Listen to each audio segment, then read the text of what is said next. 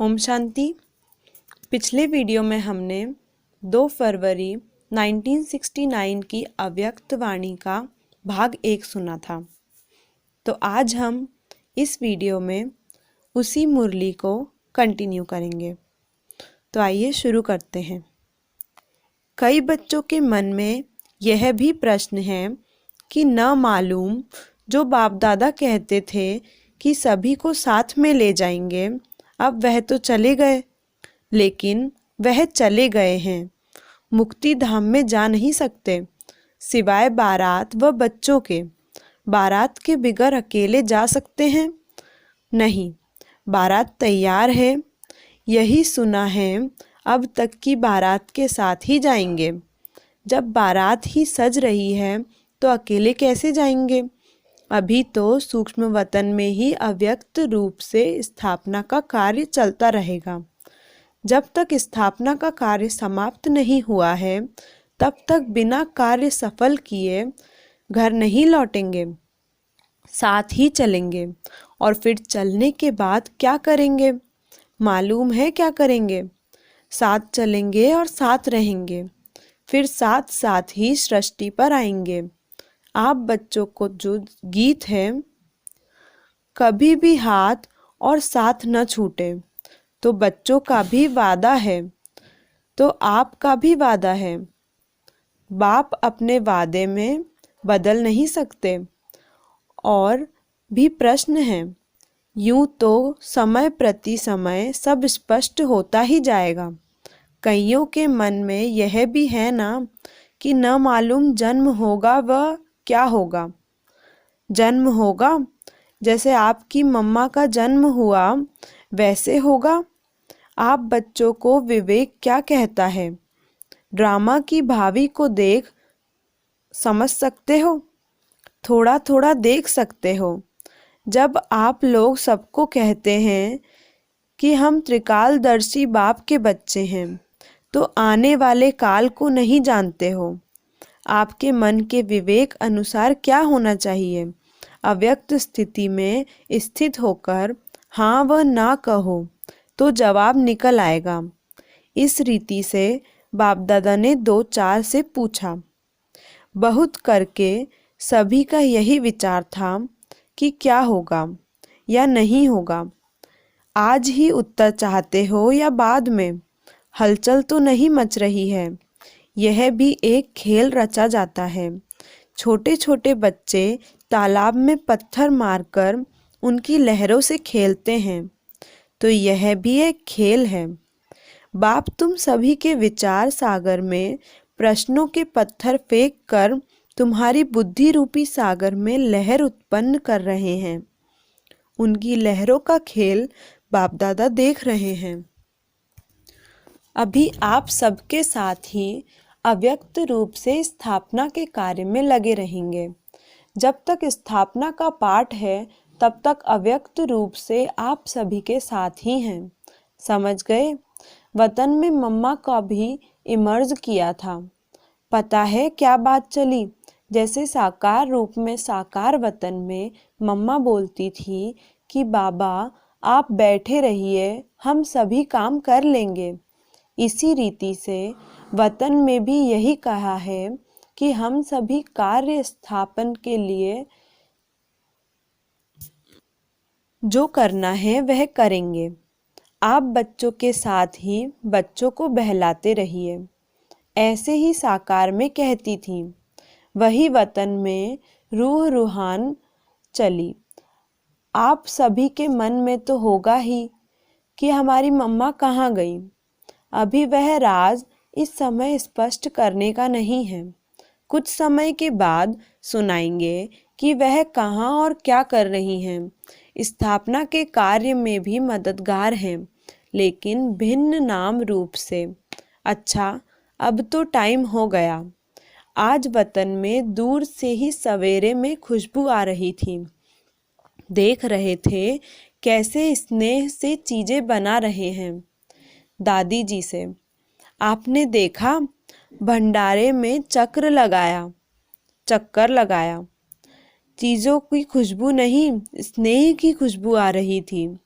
यह स्नेह की अविनाशी बनाती है। अविनाशी स्नेह है ना, याद हर एक की पहुंचती है। उसका रिस्पॉन्ड लेने के लिए अवस्था चाहिए, रिस्पॉन्ड फौरन मिलता है। जैसे साकार में बच्चे बाबा कहते थे तो बच्चों को रिस्पॉन्ड मिलता था, तो रिस्पॉन्ड अब भी फौरन मिलता है, लेकिन बीच में व्यक्त भाव को छोड़ना पड़ेगा, तब ही उस रिस्पॉन्ड को सुन सकेंगे। अब तो और ही ज़्यादा चारों ओर सर्विस करने का अनुभव कर रहे हैं। अब अव्यक्त होने के कारण एक और क्वालिटी बढ़ गई है। कौन सी मालूम है? वह यह है, पहले तो बाहरयामी, अभी अंतर्यामी हो गया हूँ। अव्यक्त स्थिति में जानने की आवश्यकता नहीं रहती, स्वतः ही एक सेकंड में सभी का नक्शा देखने में आ रहा है। इसलिए कहते हैं कि पहले से एक और गुण बढ़ गया है। अव्यक्त स्थिति में तो खुशबू से ही पेट भर जाता है। आप लोगों को मालूम है, एक मुख्य शिक्षा बच्चों के प्रति दे रहे हैं। अब सर्विस तो करनी ही है, यह तो सभी बच्चों की बुद्धि में लक्ष्य है और लक्ष्य को पूर्ण भी करेंगे। लेकिन इस लक्ष्य को पूर्ण करने के लिए बीच में एक मुख्य विघ्न आएगा। वह कौन सा पता है? मुख्य विघ्न सर्विस में बाधा डालने के लिए कौन सा आएगा? सभी के आगे नहीं, मेजॉरिटी के आगे आएगा। वह कौन सा विघ्न है? पहले से ही बता देते हैं। सर्विस करते करते यह ध्यान रखना है कि मैंने यह किया, मैं ही यह कर सकता हूँ। यह मैंपन आना, इसको ही कहा जाता है ज्ञान का अभिमान, बुद्धि का अभिमान, सर्विस का अभिमान। इन रूपों में आगे चलकर विघ्न आएंगे, लेकिन पहले से ही इस मुख्य विघ्न को आने नहीं देना। इसके लिए सदा एक शब्द याद रखना कि मैं निमित्त हूँ।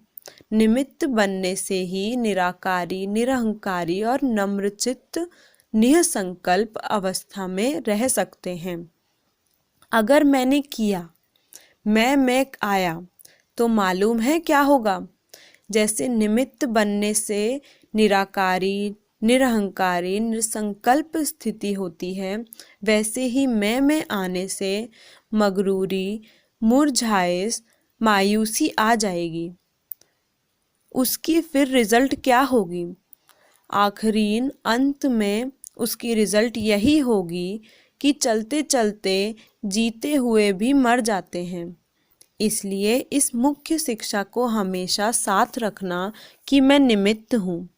निमित्त बनने से कोई भी अहंकार उत्पन्न नहीं होगा, नहीं तो अगर मैंपन आ गया तो मतभेद के चक्कर में आ जाएंगे। इसलिए इन अनेक व्यर्थ के चक्करों से बचने के लिए स्वदर्शन चक्र को याद रखना है, क्योंकि जैसे जैसे महारथी बनेंगे वैसे ही माया भी महारथी रूप में आएगी। साकार रूप में अंत तक कर्म करके दिखाया। क्या कर्म करके दिखाया? याद है क्या शिक्षा दी? यही कि निरहंकारी और निर्माण चित्त होकर एक दो में प्रेम प्यार से चलना है। एक माताओं को संगठन बनाना है। जैसे कुमारियों का संगठन, जैसे कुमारियों का ट्रेनिंग क्लास किया है, वैसे ही माताएं जो मददगार बन सकती हैं और हैं, उन्हों का मधुबन में संगठन रखना। कुमारियों के साथ माताओं का संगठन हो। संगठन के समय फिर आना होगा। स्नेह को देखते हैं तो ड्रामा याद आ जाता है। ड्रामा जब बीच में आता है तो साइलेंस हो जाते हैं। स्नेह में आए तो क्या हाल हो जाएगा? नदी बन जाएंगे। लेकिन नहीं, ड्रामा जो कर्म करेंगे वह फिर सभी करेंगे। इसलिए साइलेंस। अभी सभी साथ होते तो जो अंतिम कर्मातीत अवस्था का अनुभव था वह ड्रामा पर प्रमाण और होता, लेकिन था कि ऐसा इसलिए थोड़े ही सामने थे, सामने होते भी जैसे सामने नहीं थे। स्नेह तो वतन में भी है और रहेगा, अविनाशी है ना। लेकिन जो सुनाया कि स्नेह का ड्रामा साइलेंस में ले आता है और यही साइलेंस शक्ति को लाएगा, फिर यहाँ साकार में मिलन होगा। अभी अव्यक्त रूप में मिलते हैं, फिर साकार रूप में सतयुग में मिलेंगे। वह सीन तो याद आती है ना, खेलेंगे, पाठशाला में आएंगे, मिलेंगे। आप नूरे रत्न सतयुग की सीनरी वतन में देखते रहते हो। जो बाप देखते हैं वह बच्चे भी देखते रहते हैं और देखते जाएंगे। अब जो ज्वाला रूप होना है, आपका ही ज्वाला रूप का यादगार है। पता है ज्वाला देवी भी है। वह कौन है? यह सभी शक्तियों को ज्वाला रूप देवी बनना है। ऐसी ज्वाला प्रज्वलित करनी है जिस ज्वाला में यह कलयुगी संसार जलकर भस्म हो जाएगा।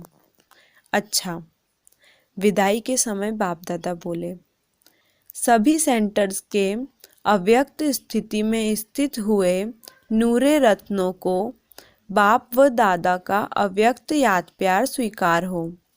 साथ साथ जो इशारा दिया है उसको जल्दी से जल्दी जीवन में लाने का तीव्र पुरुषार्थ करना है। अच्छा, गुड नाइट। सभी शिव शक्तियों और पांडवों प्रति बाप की नमस्ते। तो यह थी 2 फरवरी 1969 की अव्यक्तवाणी। अब मिलते हैं अगली अव्यक्तवाणी में अगले वीडियो में। ऐसी और अव्यक्तवाणियाँ प्राप्त करने के लिए चैनल को सब्सक्राइब करें और अगर यह वीडियो पसंद आया तो इसे लाइक करें। अच्छा, ओम शांति।